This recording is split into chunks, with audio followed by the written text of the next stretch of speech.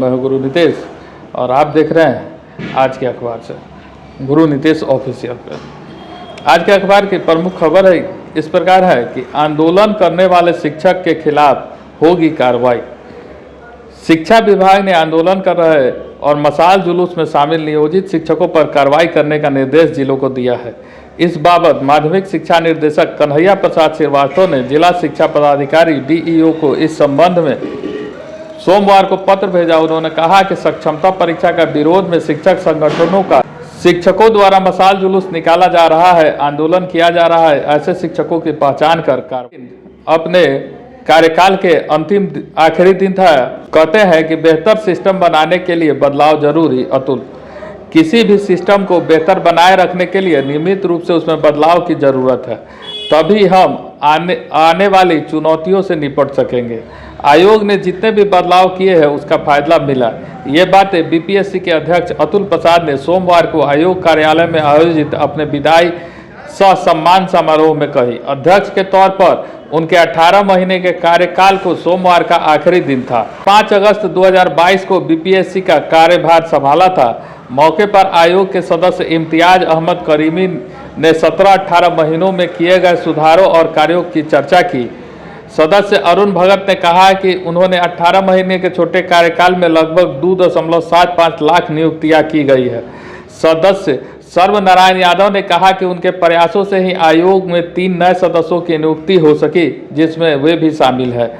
सदस्य यशपति मिश्र ने अपनी बातें रखी। नवल किशोर और प्रोफेसर दीप्ति कुमारी ने भी अतुल प्रसाद के कार्यकाल को उल्लेखनीय उपलब्धियों के रूप में याद रखने के लिए और प्रेरित करने वाला बताया। बुके और पुष्पमाला पहनाकर अध्यक्ष को सम्मानित किया, जबकि सचिव रवि भूषण ने उन्हें मेमोंटे प्रदान। परीक्षा खत्म, कुल 205 नकलची धराए, 14 जिलों से निष्कासन की संख्या शून्य रही। इंटर की परीक्षा सोमवार को संपन्न हो गई। पूरे राज्य भर में 12 दिन चली परीक्षा में 205 नकलचियों को पकड़ा गया, वहीं 45 फर्जी अभ्यर्थियों को भी दबोचा गया। 14 जिलों में निष्कासन की संख्या शून्य रही। 10 जिलों में कुल 45 फर्जी अभ्यर्थियों को पकड़ा गया। पिछले साल से निष्कासन कम रही। पिछले साल 361 परीक्षार्थी निष्कासित हुए। कुल 40 फर्जी अभ्यर्थी को भी पकड़ा गया था। पिछले साल की तुलना में इस बार 5 फर्जी अभ्यर्थी अधिक पकड़े गए। इस बार सबसे ज़्यादा नवादा में 36 परीक्षार्थियों को निष्कासित किया गया। गोपालगंज में 28, नालंदा में 22, जहानाबाद में 19 परीक्षार्थियों को निष्कासित किए गए। वहीं सबसे ज़्यादा नालंदा से 16 फर्जी परीक्षार्थी पकड़े गए। अरवल से 8, जहानाबाद से 6, भोजपुर से 4 फर्जी अभ्यर्थी पकड़े गए। पिछले बार भी सबसे अधिक नालंदा से ही 24 फर्जी अभ्यर्थी पकड़े गए थे।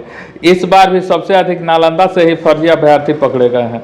इधर अंतिम दिन प्रथम पाली में विज्ञान, वाणिज्य एवं कला संकाय के परीक्षार्थियों के लिए विभिन्न भाषा विषयों की परीक्षा। तकनीशियन पद के लिए आवेदन 9 से अप्रैल। आवेदन की अंतिम तिथि 9000 रिक्त पदों को भरा जाएगा। आरआरबी ने तकनीशियन की परीक्षा के लिए अधिसूचना जारी कर दी है। अधिसूचना के मुताबिक तकनीशियन के 9000 रिक्त पदों को भरा जाएगा। इसमें तकनीशियन ग्रेड 1 के लिए 1100 और ग्रेड 3 के लिए 7900 रिक्तियां हैं। इन पदों के लिए आवेदन 9 मार्च से शुरू होगा। वहीं आवेदन की अंतिम तिथि 8 अप्रैल है। आवेदन ऑनलाइन होगा। कंप्यूटर आधारित टेस्ट अक्टूबर से दिसंबर 2024 में करवाया जाएगा। इसके लिए शॉर्ट लिस्ट एवं दस्तावेज सत्यापन फरवरी 2025 में कराया जाएगा। अभ्यर्थी इस निर्धारित समय सीमा को ध्यान में रखकर आवेदन फॉर्म भर सकते हैं। इसके लिए न्यूनतम आयु 18 वर्ष और अधिकतम 33 वर्ष। तकनीशियन ग्रेड 3 पदों पर आवेदनकर्ता के लिए अधिकतम आयु 36 वर्ष है।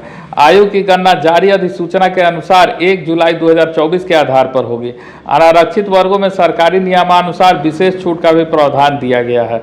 जनरल ओबीसी ईडब्ल्यूएस आवेदनकर्ता के लिए आवेदन शुल्क 500 रुपया रखा गया है। वहीं SC ST ex serviceman EBC एवं महिला आवेदनकर्ता के लिए आवेदन शुल्क 250 रुपये है।